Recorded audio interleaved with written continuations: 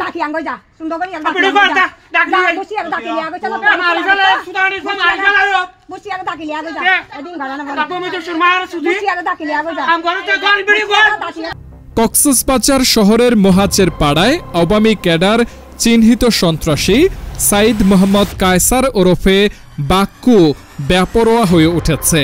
তার নির্যাতনে অতিষ্ঠ হয়ে উঠেছে এলাকাবাসী। ভুক্তভোগীরা জানান, এলাকায় জমি কেনা বেচা ও ঘরবাড়ি নির্মাণ করতে গেলে চাঁদা দিতে হয় সন্ত্রাসী বাক্কুকে, আর চাঁদা না দিলে করা হয় নির্মম নির্যাতন। অভিযোগ ওঠে, শনিবার সকালে মহাজের পাড়ায় চাঁদার দাবিতে মোহাম্মদ সামাদ নামের এক ব্যক্তির বাড়িতে প্রকাশ্যে অস্ত্র নিয়ে মহড়া দেয় বাক্কু বাহিনী। এ সময় তার সাঙ্গপাঙ্গরা বসত বাড়িতে হামলা ও ভাঙচুর চালায়। আর নাম হল মোহাম্মদ সামাদ, মহাজের পাড়া, বাসা ৯ নম্বর ওয়ার্ড। আর ভাই বাক্কু দীর্ঘদিন সন্ত্রাসী করে, ওর নামে ৭ হইতে ৮টা মামলা আছে এবং অভিযোগ আছে ২৫ জনের উপরে। ইটা র্যাব এবং পুলিশের বৃদ্ধাঙ্গুল দেখা।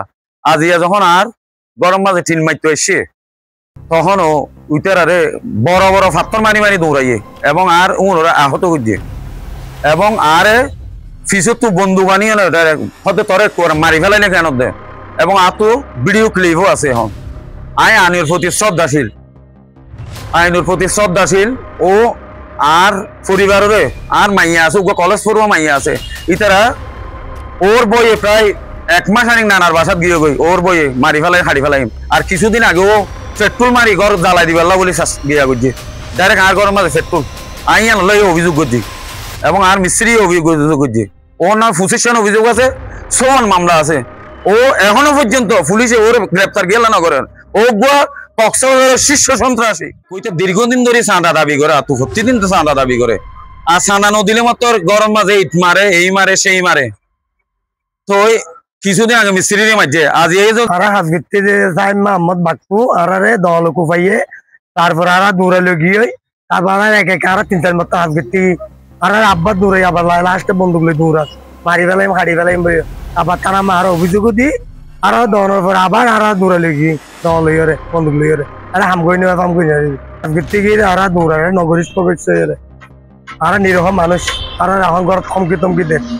তবে অভিযোগ অস্বীকার করলেন বাক্কু। এ বিষয়ে কক্সবাজার সদর মডেল থানার ওসি মোহাম্মদ ইলিয়াস খান জানান, অভিযোগ পেলে তার বিরুদ্ধে আইনগত ব্যবস্থা নেওয়া হবে।